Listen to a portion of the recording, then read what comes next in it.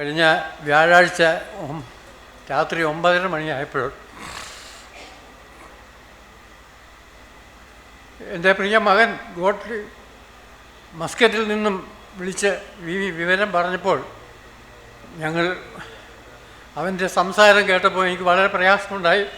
കൂടുതൽ വിവരങ്ങളൊന്നും അവനോട് ചോദിക്കാൻ പറ്റിയ ഒരു മാനസിക അവസ്ഥയല്ലായിരുന്നു അവനും വളരെ ദുഃഖത്തിലായിരുന്നു. അതുകൊണ്ട് കൂടുതലൊന്നും അവനോട് ചോദിച്ചില്ല. പിന്നീട് കൂടുതലായിട്ടുള്ള വിവരങ്ങൾ ഞങ്ങൾ പല സ്ഥലങ്ങളിലേക്ക് ഫോൺ വിളിച്ചും അയ്മനത്ത് ജെയിംസ് പ്രിൻസിൻ്റെ അടുത്തും മറ്റു പലരുടെ അടുത്തേയും ഫോൺ വിളിച്ച് വിവരം അറിഞ്ഞതിന് ശേഷം ഇങ്ങനെ സംഭവിച്ചതിനോടുള്ള ബന്ധത്തിൽ ഞങ്ങൾ ദൈവസന്നിധിയിൽ അന്നേരം പ്രാർത്ഥിച്ച് സമാധാനത്തോടുകൂടെ അന്നത്തെ രാത്രി ഞങ്ങൾ കഴിച്ചുകൂട്ടി. ഇങ്ങോട്ട് വരുന്നതിനുള്ള ശാരീരികമായിട്ടുള്ള വളരെ പ്രയാസങ്ങൾ എനിക്കുണ്ടായിരുന്നുവെങ്കിലും ദൈവസന്നിധിയിൽ ആ കാര്യത്തിനു വേണ്ടി പ്രാർത്ഥിച്ചുകൊണ്ടിരിക്കുകയായിരുന്നു. ദൈവം എനിക്കും കൃപ നൽകി കല്ലിശ്ശേരിയിൽ നിന്നും ഇവിടെ വരത്തക്കൊണ്ട് ഞങ്ങൾക്ക് ഇടയായി. അവിടുത്തെ സാന്നിധ്യത്തിനോടുകൂടെ ഉണ്ടായിരുന്നു. ഇവിടെ വന്ന് ഈ സന്ദർഭത്തിൽ പങ്കുകൊള്ളുവാൻ കർത്താവ് കൃപയാൽ സഹായിച്ചു. പ്രിയ സഹോദരിയോടുള്ള ബന്ധത്തിൽ കഴിഞ്ഞ 14 വർഷത്തോളമായിട്ട് ഞങ്ങൾ വളരെ സന്തോഷകരമായിട്ടുള്ള ഒരനുഭവം പങ്കുവെച്ചുകൊണ്ടിരിക്കുകയായിരുന്നു. പ്രിയ സഹോദരിയുമായിട്ട് ബന്ധപ്പെട്ട നാൾ മുതൽ വളരെ ശാരീരികമായിട്ട് വളരെ പ്രയാസങ്ങൾ സഹോദരി അനുഭവിച്ചുകൊണ്ട് ഇരുന്ന പല സന്ദർഭങ്ങളുണ്ടായിരുന്നിട്ടുണ്ട്. എന്നാൽ അപ്പോഴൊക്കെ പ്രിയപ്പെട്ടവളെ കാണുമ്പോൾ വളരെ സന്തോഷവതിയും സൗമ്യമായിട്ടും വളരെ നന്നായിട്ട് തന്നെ എല്ലാ രീതിയിലും പെരുമാറുന്ന ഒരു സഹോദരിയായിരുന്നു. ദുഃഖമോ അല്ലെ രോഗത്തിൻ്റെ പ്രയാസങ്ങളോ മറ്റു വിധത്തിലുള്ള പ്രശ്നങ്ങളോ ഒന്നും പ്രിയപ്പെട്ടവളെ അലട്ടിയിരുന്നില്ല. ഏത് സമയത്തും നല്ല പ്രത്യാശയോടുകൂടെ ദൈവനാമത്തിൽ സന്തോഷമുള്ളവളായി തന്നെ താൻ കഴിഞ്ഞുകൂടിക്കൊണ്ടിരിക്കുകയായിരുന്നു. ആ നിലയിൽ ഏത് സമയത്തും നല്ല ഒരു അവസ്ഥയിൽ തന്നെ പ്രിയപ്പെട്ടവളെ കാണുവാൻ സഹായിച്ചിട്ടുണ്ട്. ഏതാണ്ട് 1.5 മാസത്തിന് മുമ്പ് സഹോദരിയും പൗലോ സഹോദരനും മക്കളും മരുമക്കളും കൊച്ചുമക്കളും എല്ലാവരും കൂടെ ഒരു ദിവസം ഞങ്ങളുടെ വീട്ടിൽ വന്ന് ഞങ്ങൾ ഒരുമിച്ച് ഒരു രാത്രി കഴിച്ചു കൂട്ടുവാൻ സഹായിച്ചു. പ്രിയ മകൻ ഗോഡ്ലിയും അവൻ്റെ ഭാര്യ ജീമോളും അന്ന് അവധിക്ക് വന്ന സമയമായിരുന്നു. ആ സമയത്ത് ഞങ്ങൾ ഒരുമിച്ച് ആ ദിവസം സന്തോഷകരമായി കഴിച്ചു കൂട്ടുവാൻ സഹായിച്ചു. ഇത്രയും വേഗത്തിൽ സഹോദരിക്ക് ഇങ്ങനെ ഒരു വേർപാട് സംഭവിക്കുമെന്ന് ഞാൻ വിചാരിച്ചില്ല. അവരെ ആ സമയത്ത് വളരെ ആരോഗ്യവതിയായിട്ടും ശാരീരികമായിട്ട് പല പ്രയാസങ്ങളുണ്ടെന്ന് പറഞ്ഞെങ്കിലും വളരെ സന്തോഷകരമായിട്ടിരുന്നു. എന്നാൽ ഇങ്ങനെ ഒരു സംഭവം ഉണ്ടാകുമെന്ന് വിചാരിച്ചില്ല. എങ്കിലും കർത്താവ് എന്നെ അങ്ങനെയാണ് പ്രസാദം തോന്നിയത്. ഈ സമയത്ത് പ്രിയപ്പെട്ടവളെക്കുറിച്ചുള്ള നല്ല അനുസ്മരണമായിട്ട് സന്തോഷകരമായിട്ട് ഞാൻ ഓർക്കുകയാണ്. ഈ ദുഃഖത്തിലായിരിക്കുന്ന പ്രിയപ്പെട്ടവരെ, പ്രിയ സഹോദരനെയും കുഞ്ഞുങ്ങളെ ഓരോരുത്തരെയും പ്രത്യേകാൽ എൻ്റെ മകൻ ഗോട്ട്ലിയും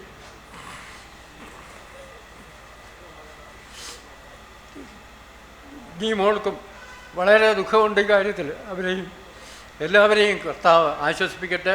സർവ്വാശ്വാസങ്ങളുടെയും ഉറവിടമായ സ്വർഗത്തിലെ ദൈവത്തിൻ്റെ സന്നിധിയിൽ എല്ലാ പ്രശ്നങ്ങളും പരമേൽപ്പിച്ചുകൊണ്ട് ഞാൻ എൻ്റെ വാക്കുകളെ നിർത്തുന്നു. ദൈവനാമം മഹത്വപ്പെടുമാറാകട്ടെ. ദാസനായ മോശ യഹോവയുടെ വചനപ്രകാരം അവിടെ മോവാബ് ദേശത്ത് വെച്ച് മരിച്ചു. തൊട്ട് താഴെ കർത്താവ് അല്ലെങ്കിൽ ദൈവം താൻ തന്നെ അവനെ അടക്കി എന്ന് നാം വായിക്കുന്നു. പ്രിയ കർത്താവിൻ്റെ ദാസി സിസിലി ആൻറ്റിയുടെ മരണത്തോടുള്ള ബന്ധത്തിൽ കർത്താവ് തൻ്റെ നാമത്തെ മഹത്വപ്പെടുത്തിയിരിക്കാൻ നമുക്ക് കർത്താവിനെ മഹത്വപ്പെടുത്താം. ആ ഒരു വലിയ ഭാഗ്യം ഈ പ്രിയ ദൈവദാസിക്ക് ലഭിച്ചതോർത്ത് ദൈവത്തെ സ്തുതിക്കാം. ദുഃഖത്തിലായിരിക്കുന്ന പൗലോസേട്ടനും മക്കളും മരുമക്കളും കൊച്ചുമക്കളും മറ്റ് ബന്ധുമിത്രാദികൾ, PV ആൻ്റണി ചേട്ടൻ, സണ്ണി ചേട്ടൻ, അതുപോലെ ഒത്തിരി കുടുംബ അംഗങ്ങൾ ഇവിടെ വന്നിട്ടുണ്ടല്ലോ, എല്ലാവരെയും കർത്താവ് തൻ്റെ വചനം കൊണ്ട് ആശ്വസിപ്പിക്കട്ടെ എന്ന് ഞാൻ പ്രാർത്ഥിക്കുന്നു. വേദപുസ്തകത്തിൽ ഈ ഭക്തന്മാരുടെ വിശുദ്ധന്മാരുടെ മരണത്തിൻ്റെ കാര്യം പറയുമ്പോൾ പല വാക്യങ്ങളിലും പ്രത്യേകമായ വാക്കുകൾ ചേർത്ത് പറഞ്ഞിരിക്കുന്നതായിട്ട് നമുക്ക് കാണുവാനായിട്ട് സാധിക്കും. അതിൽ ഒരെണ്ണമാണ് ഇപ്പോൾ ഞാൻ വായിച്ചത്. മോശയുടെ മരണത്തിൻ്റെ കാര്യം പറയുമ്പോൾ ദൈവാത്മാവ് രേഖപ്പെടുത്തിയിരിക്കുന്നത് മോശ ദൈവത്തിൻ്റെ വചനപ്രകാരം മരിച്ചു. നമ്മൾ തൊട്ട് മുൻപ് കേട്ടതാണ് തൻ്റെ ഭക്തന്മാരുടെ മരണം കർത്താവിന് ദൈവത്തിന് വിലയേറിയ മരണം, ഭക്തൻ്റെ മരണം. തെസ്സലോനിക്കരുടെ ലേഖനത്തിൽ നാം കേട്ടതാണ്. അവിടെ പറയുമ്പോൾ ക്രിസ്തുവിലുള്ള മരണം. വെളിപ്പാട് പുസ്തകത്തിൽ നാം വായിക്കുന്നത് കർത്താവിൽ മരിക്കുന്ന മൃതന്മാർ. എബ്രായ ലേഖനം 11-ാമത്തെ അധ്യായത്തിൽ നാം വായിക്കുന്നത് വിശ്വാസത്താൽ മരിച്ചു. അപ്പോൾ വിശുദ്ധന്മാർക്ക് ലഭിക്കുന്ന വലിയൊരു പദവിയാണ്, ഭാഗ്യമാണ് അവരുടെ മരണത്തിൻ്റെ കാര്യം പറയുമ്പോൾ ദൈവാത്മാവ് ഇങ്ങനെയുള്ള വാക്കുകൾ ചേർത്ത് പറഞ്ഞിരിക്കുന്നത്. അത് എന്തിനാൽ? ആ വചനം കൊണ്ട് നമുക്കൊരു ആശ്വാസം ലഭിക്കുക. കർത്താവിൻ മരിച്ച ഒരാളിൻ്റെ കാര്യം പറയുമ്പോൾ അവർ കർത്താവിൻ മരിച്ചതുകൊണ്ട് അവർ കർത്താവിൻ്റെ സന്നിധിയിൽ അവർ വിശ്രമിക്കുകയാണ്. ആ കാര്യം ഓർക്കുമ്പോൾ തന്നെ മറ്റൊരു കാര്യം നമുക്ക് ഓർക്കാൻ കഴിയും. നമ്മുടെ കർത്താവ് വരുമ്പോൾ പ്രിയ അമ്മച്ചിയും വരും, നമ്മുടെ പ്രിയപ്പെട്ടവർ വരും. ആ വലിയ പ്രത്യാശയ്ക്കായി നമുക്ക് ദൈവത്തെ സ്തുതിക്കാം. അതുകൊണ്ട് ഈ മരണം ദൈവവചന പ്രകാരമാകയാൽ, ക്രിസ്തുവിലാകയാൽ, വിശ്വാസത്താലാകയാൽ, ദൈവത്തിന് അത് വിലയേറിയതാകയാൽ നമുക്ക് ദൈവത്തെ സ്തുതിക്കാം. കർത്താവ് തൻ്റെ നാമത്തെ ഈ മരണം കൊണ്ട് മഹത്വപ്പെടുത്തിയതുകൊണ്ട് നമുക്ക് ദൈവത്തെ സ്തുതിക്കാം. ദുഃഖത്തിലായിരിക്കുന്നവർക്ക് ആശ്വാസം നൽകട്ടെ. കർത്താവിൻ്റെ നാമം ഇന്നും എന്നേക്കും വാഴ്ത്തപ്പെടുമാറാകട്ടെ. ആമേൻ. സന്തോഷകരമായ ബന്ധങ്ങളെ ഈ സമയത്ത് ഓർക്കുന്നു. പ്രിയ സിസ്ലി സഹോദരി ആ കുടുംബത്തിന് ആശ്വാസമായി അനുഗ്രഹമായി നിന്നു എന്നുള്ളതിൽ ദൈവത്തെ വാഴ്ത്തുന്നു. പ്രത്യേകിച്ച് പ്രിയ മക്കളോടുള്ള ബന്ധത്തിൽ ആത്മീയരായിട്ട് അവരെ വളർത്തുവാൻ സഹോദരിയെ ദൈവം സഹായിച്ചു. അത് നന്ദിയോടുകൂടെ ഞാൻ ഓർക്കുകയാണ്. എൻ്റെ മനസ്സിൽ വരുന്ന ഒരു വാക്യത്തിൻ്റെ ആശയം റോമാലേഖനം 15-ാം അധ്യായത്തിൻ്റെ 13-ാം വാക്യത്തിൽ ദൈവത്തെക്കുറിച്ച് പറയുന്നത് പ്രത്യാശ നൽകുന്ന ദൈവം. ആശംസയായിട്ട് പറയുകയാണ്, ആ ദൈവം നിങ്ങളെ പ്രത്യാശയിൽ സമൃദ്ധിയുള്ളവരാക്കി തീർക്കട്ടെ. മരണം എന്ന് പറയുന്നത് അവസാനമാണെന്നാണ് ലോകം വിചാരിക്കുന്നത്. സദൃശവാക്യങ്ങൾ പറയുന്ന പോലെ ദുഷ്ടൻ മരിക്കുമ്പോൾ അവൻ്റെ ആശ നശിക്കുകയാണ്, പ്രതീക്ഷ നഷ്ടപ്പെട്ടു പോകുകയാണ്. നാം രക്ഷിക്കപ്പെടുമ്പോൾ നമുക്ക് പ്രതീക്ഷ ഉണ്ടാവുകയല്ല, പ്രത്യാശ ഉണ്ടാവുകയാണ്. വ്യത്യാസമെന്ന് പറയുന്നത് പ്രതീക്ഷകളാണ് ലോകത്തിന്, അത് നഷ്ടപ്പെടാം. എന്നാൽ പ്രത്യാശയെ സംബന്ധിച്ച് ഇതേ ലേഖനത്തിൽ തന്നെ പൗലോസ് പറഞ്ഞിട്ടുള്ളത് പ്രത്യാശയ്ക്കോ ഭംഗം വരുന്നില്ല എന്നാണ്. നിലനിൽക്കുന്നതാണ്, ശാശ്വതമാണ്, മരണമറയ്ക്കപ്പുറത്തേക്ക് നമ്മെ കൊണ്ടെത്തിക്കുന്നതാണ്. ആ പ്രത്യാശ ദൈവം നമുക്ക് തരുന്നു. പലപ്പോഴും ക്രിസ്തീയ ജീവിതത്തെക്കുറിച്ച് പരിഹാസദ്യോതകമായിട്ട് പലരും പറയാറുള്ളത്, ഇവർ അങ്ങേവശത്തെ കാര്യങ്ങളാണ് പറയുന്നത്, മരണത്തിൻ്റെ അപ്പുറമുള്ള കാര്യങ്ങൾ, സ്വർഗം, അവിടുത്തെ കാര്യങ്ങൾ. അല്ല, ഇവിടെ ജീവിക്കാൻ ഈ ക്രിസ്തീയ ജീവിതത്തിൽ സാധിക്കയില്ലേ? ഞാൻ ആ ഉദ്ധരിച്ച വാക്യത്തിൻ്റെ മറ്റൊരു ഭാഗം പറയുന്നത്, വിശ്വസിക്കുന്നതിലുള്ള സകല സന്തോഷവും സമാധാനവും കൊണ്ട് നിങ്ങളെ നിറയ്ക്കുമാറാകട്ടെ. പ്രത്യാശ നമുക്ക് ലഭിക്കുന്നു എന്ന് മാത്രമല്ല, ഇവിടെ ജീവിക്കുമ്പോൾ, ഈ ലോകത്തിൽ നാം ജീവിക്കുന്ന നാളുകളിൽ സന്തോഷവും സമാധാനവും നൽകുന്നതാണ് രക്ഷയുടെ ജീവിതം എന്ന് പറയുന്നത്. സമാധാനപൂർണമായ ജീവിതം, സന്തോഷകരമായ ജീവിതം. ഒരാൾ മരിക്കുമ്പോഴും അവൻ്റെ ഭാവം, ആ ശരീരത്തിൻ്റെ കാഴ്ച ഒരുപക്ഷെ ജീവിതത്തിൻ്റെ ഒരു പ്രതിഫലനം കൂടെയാണെങ്കിൽ, സിസിലി ചേച്ചിയുടെ ആ കിടപ്പ് ഞാൻ കയറി വന്നപ്പോൾ ശ്രദ്ധിക്കുകയായിരുന്നു. വളരെ പ്രസന്നഭാവത്തോടെ, ഒരു അനക്കും കൂടെ ഉണ്ടെങ്കിൽ എന്ന് തോന്നിപ്പോകുമാറ് അത്രയ്ക്കും പ്രസന്നഭാവത്തിലാണ് കിടക്കുന്നത്. താൻ സന്തോഷവും സമാധാനവും അനുഭവിച്ച ഒരാളായിരുന്നു. ഞാൻ 2 വാക്കുകളാണ് പറഞ്ഞത്. ഒന്ന്, മരണത്തിൻ്റെ അപ്പുറത്തേക്കുള്ള പ്രത്യാശ. 2, ഇവിടെ ജീവിക്കുമ്പോൾ സന്തോഷവും സമാധാനവും ഉള്ള ജീവിതം.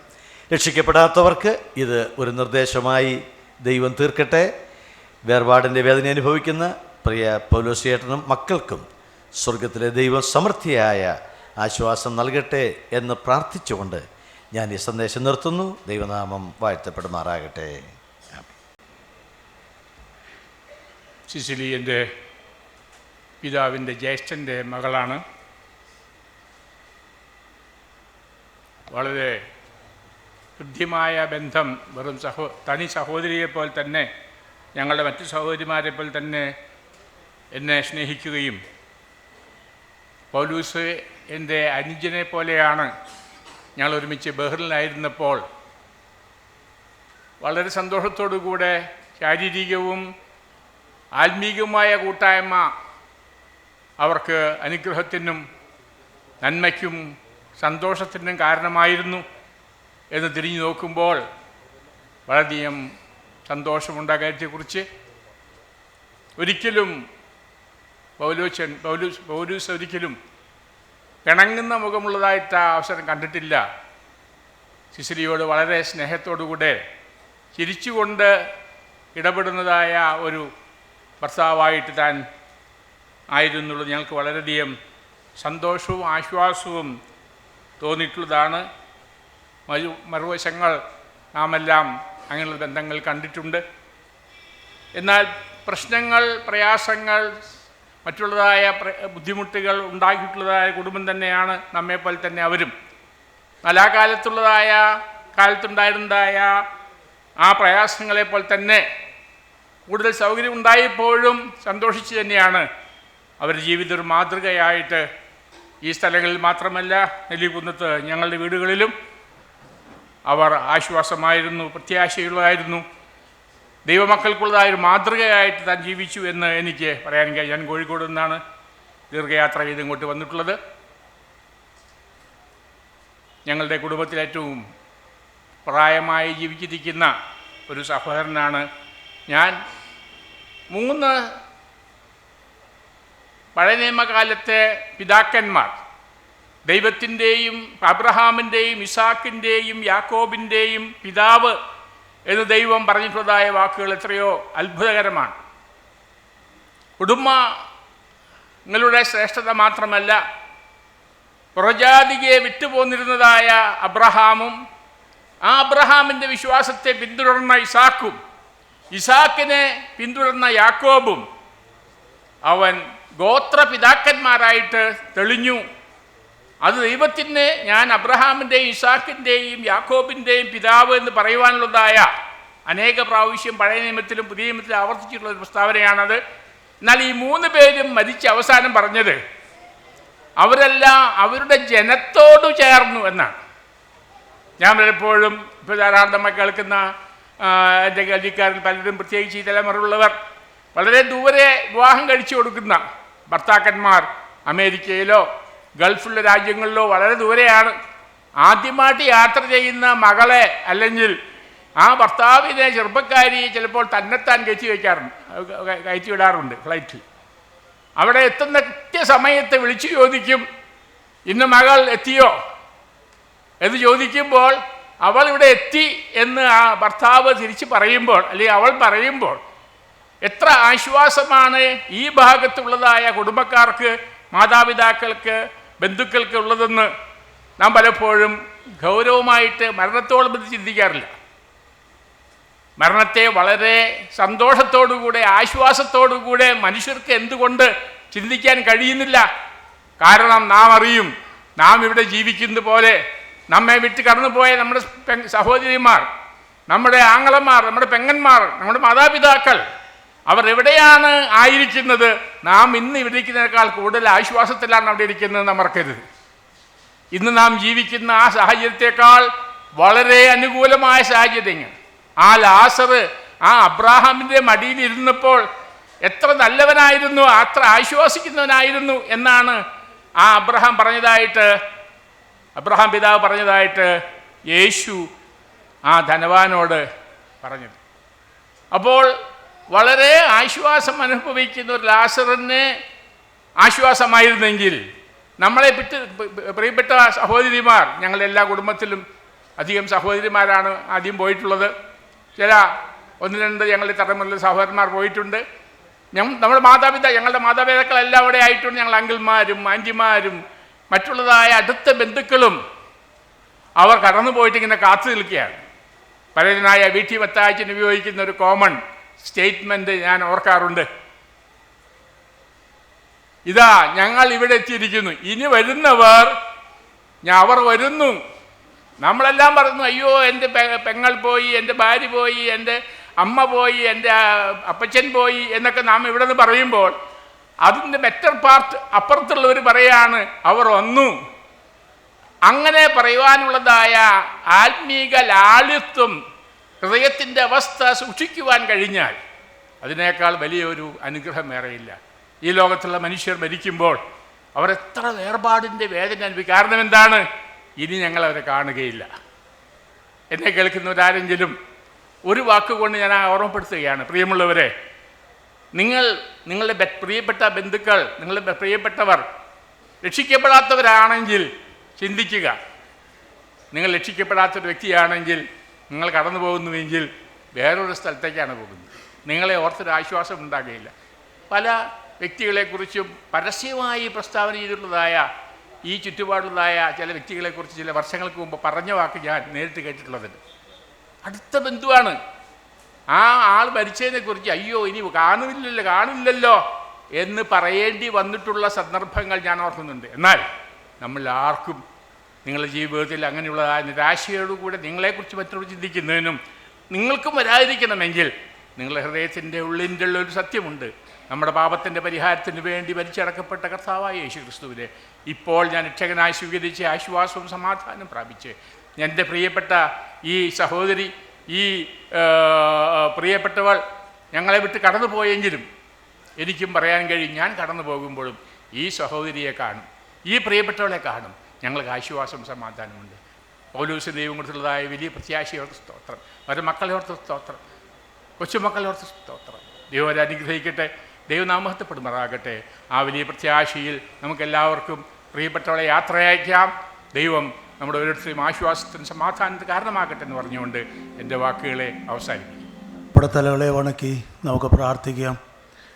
ഞങ്ങളെ ദിവാത്സല്യമായി സ്നേഹിക്കുന്ന ഞങ്ങളുടെ സ്വർഗസ്ഥ പിതാവാം ദൈവമേ, ഏതു സമയത്തും അവിടുത്തെ മുഖത്തേക്ക് നോക്കുവാൻ ഞങ്ങൾക്ക് സാവകാശം നൽകിയിട്ടുള്ളതിനാൽ ഞങ്ങൾ നിന്നെ സ്തുതിക്കുന്നു. കർത്താവെ, ഈ പ്രത്യേക സമയത്ത് സർവാശ്വാസവും നൽകുന്ന ദൈവം, ഇതുവരെ അവിടുന്ന് ആശ്വസിപ്പിച്ചതിനായിട്ട് നന്ദിയോടുകൂടെ സ്തോത്രം. പ്രിയ സഹോദരിക്ക് കൊടുത്ത ധന്യമായ ജീവിതത്തിനായിട്ട് ഞങ്ങൾ അങ്ങേക്ക് നന്ദി പറയുന്നു. കർത്താവെ, നിൻ്റെ ദാസിയിൽ നിന്ന് അനുഗ്രഹിക്കപ്പെട്ടതായ സാക്ഷ്യങ്ങൾ കേൾക്കുവാൻ അവിടുന്ന് ഇടയാക്കിയല്ലോ, അതിനായിട്ട് സ്തോത്രം. അവിടുത്തെ ദാസി ജീവിച്ച കാലങ്ങളൊക്കെയും അവിടുത്തെ നാമത്തിൻ്റെ മഹത്വത്തിനായിട്ട് ജീവിപ്പാൻ അവിടുന്ന് ഇടയാക്കിയല്ലോ, നന്ദിയോടുകൂടെ സ്തോത്രം. എന്നാൽ ശുശ്രൂഷകാലം തികച്ച് അങ്ങയുടെ സന്നിധിയിലേക്ക് ചേർത്തുകൊള്ളുവാൻ അങ്ങയ്ക്ക് പ്രസാദം തോന്നിയല്ലോ, നന്ദിയോടുകൂടെ സ്തോത്രം. കർത്താവെ, വേർപാട് ഞങ്ങൾക്ക് ദുഃഖമുളവാക്കുന്നതാണ്. എന്നാൽ കർത്താവെ, ഞങ്ങൾ പ്രത്യാശയില്ലാത്ത മറ്റുള്ളവരെ പോലെയല്ല. ഞങ്ങൾക്ക് തന്നിരിക്കുന്ന വിലയേറിയ പ്രത്യാശയ്ക്കായിട്ട് നന്ദിയോടുകൂടെ സ്തോത്രം. അവിടുന്ന് വരും, ഞങ്ങളെ ചേർക്കും, വേർപിരിവില്ലാത്തൊരു നാട്ടിൽ ഞങ്ങൾ എത്തിച്ചേരും. ആ ഭാഗ്യകരമായ പ്രത്യാശയ്ക്കായിട്ട് നന്ദിയോടുകൂടെ സ്തോത്രം. തുടർന്ന് കേൾക്കപ്പെടുവാനുള്ള ദൈവവചനത്തിൻ്റെ അനുഗ്രഹത്തിനായിട്ട് ഞങ്ങൾ അവിടുത്തെ സന്നിധിയിൽ പ്രാർത്ഥിക്കുന്നു. ഈ പ്രത്യാശയില്ലാത്തവരായി ഇവിടെ ആരെങ്കിലും കടന്നു വന്നിട്ടുണ്ടെങ്കിൽ കർത്താവെ, ഈ കേൾക്കുന്ന സന്ദേശം മുഖാന്തരം അവരുടെ ഹൃദയങ്ങളോട് അവിടുന്ന് വ്യക്തമായി ഇടപെടുകയും കർത്താവെ, ഇന്ന് അങ്ങയെ രക്ഷിതാവും കർത്താവുമായി സ്വീകരിച്ച് സ്വർഗത്തിൻ്റെ അവകാശികളായി തീരുവാൻ ഈ വചന കേൾവി അവർക്ക് മുഖാന്തരമാക്കി തീർക്കണം എന്ന് പ്രാർത്ഥിക്കുന്നു. വിശേഷാൽ പ്രിയ പോലീസേനയും മക്കളെയും അവരുടെ കുടുംബങ്ങളെയും ഇവിടെയുള്ള ദൈവജനത്തെയും അവിടുത്തെ കരങ്ങളിൽ ഏൽപ്പിച്ച് പ്രാർത്ഥിക്കുന്നു. ഒരമ്മയെ ആശ്വസിപ്പിക്കുന്ന പോലെ ആശ്വസിപ്പിക്കുന്ന വലിയവനായ ദൈവമേ, തുടർന്നുള്ള മണിക്കൂറുകളിലും മിനിറ്റുകളിലും അവിടുത്തെ ആശ്വാസം അനുഭവിപ്പാൻ ഞങ്ങൾക്കിടയാക്കി തീർക്കണമേ. അങ്ങയുടെ നാമത്തെ എല്ലാ നിലയിലും മഹത്വപ്പെടുത്തണമേ. അവിടുത്തെ വൃത്തിനെ വചനത്താൽ അനുഗ്രഹിക്കണമേ. തിരുനാമത്തെ മഹത്വപ്പെടുത്തണമേ. പ്രാർത്ഥന കേട്ടതുകൊണ്ട് സ്തോത്രം. യേശു കർത്താവിൻ്റെ വിലയേറിയ നാമത്തിൽ തന്നെ ആമേൻ.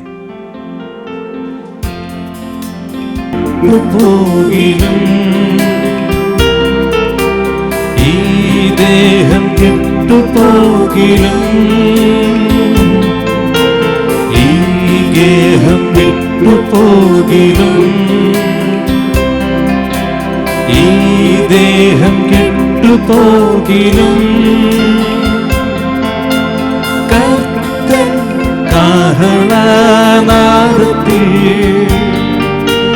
ഒത്തു ചേർന്നിടും നാവിനെ കർത്തൻ കാഹളനാദത്തിൽ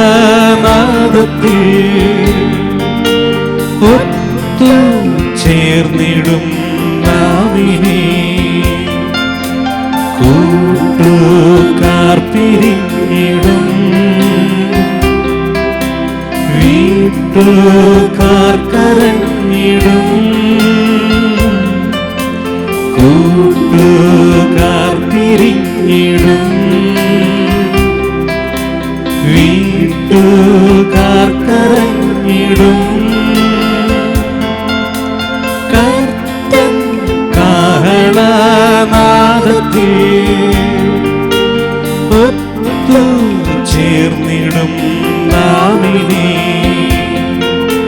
കർത്തൻ കാഹളനാദത്തിൽ ഒത്തു ചേർന്നിടും നാമിനെ. നാം എല്ലാവരും അറിയുന്നത് പോലെ വളരെ അപ്രതീക്ഷിതമായിട്ടാണല്ലോ കർത്താവിൻ്റെ ദാസി ദൈവസന്നിധിയിലേക്ക് ചേർക്കപ്പെടുവാൻ ഇടയായിട്ട് തീർന്നത്. വേർപാട് അപ്രതീക്ഷിതമാകുമ്പോൾ കൂടുതൽ ദുഃഖകരമാകാവുന്നതാണ്. എന്നാൽ നാം ഓർത്തതുപോലെ സർവാശ്വാസങ്ങളുടെയും ദൈവം പ്രിയ പൗലോസ് സഹോദരനെയും കുഞ്ഞുങ്ങളെയും ആശ്വസിപ്പിക്കട്ടെ. ദൈവത്തിന് മാത്രമേ ആശ്വാസം നൽകുവാൻ കഴിയുകയുള്ളൂ. നാം വായിക്കുകയും കേൾക്കുകയും ചെയ്യുന്ന വചനം നമുക്ക് ആശ്വാസം പകർന്നു തരുന്നതാണ്. അതുകൊണ്ട് ഈ വചനങ്ങൾ ആശ്വാസത്തോടെ ഉൾക്കൊള്ളുവാൻ ദൈവാത്മാവ് പ്രിയപ്പെട്ടവർക്ക് ധാരാളം ദൈവകൃപ നൽകട്ടെ. ഈ പ്രിയ സഹോദരി പല വർഷങ്ങൾക്ക് മുമ്പ് മാരകമായ രോഗം ബാധിച്ച് കിടക്കുമ്പോൾ ഞങ്ങൾ കുടുംബമായിട്ട് ഒരിക്കൽ സന്ദർശിച്ച കാര്യം ഇടയ്ക്കിടയ്ക്ക് ഞങ്ങളുടെ വീട്ടിൽ പറയാറുണ്ട്. എത്രയോ ധൈര്യത്തോടു കൂടിയാണ് ആ രോഗ സാഹചര്യത്തെ പ്രിയ സഹോദരി അഭിമുഖീകരിക്കുവാൻ ഇടയായിട്ട് തീർന്നത്. ഇതൊരു നല്ല മാതൃകയാണല്ലോ എന്ന് ഞങ്ങൾ പിന്നീട് പലവട്ടം പറയുവാനും ആ നിലയിൽ ദൈവത്തിന് മഹത്വം കരയേറ്റുവാനും ഇടയായിട്ട് തീർന്നിട്ടുണ്ട്.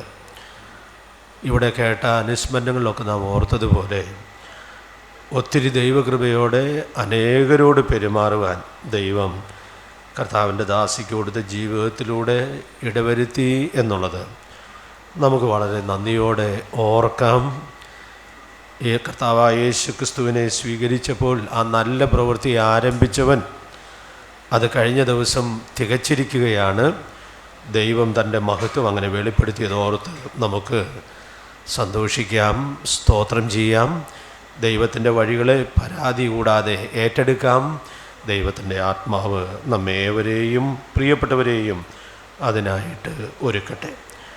അപ്പോസ്തലനായ പൗലോസ് തെസലോനിക്കർക്ക് എഴുതിയ 2-ാം ലേഖനത്തിൽ നിന്ന് അതിന് 2-ാം അധ്യായത്തിൻ്റെ 14-ഉം 15-ഉം വാക്യങ്ങളാണ് ഞാൻ വായിക്കണം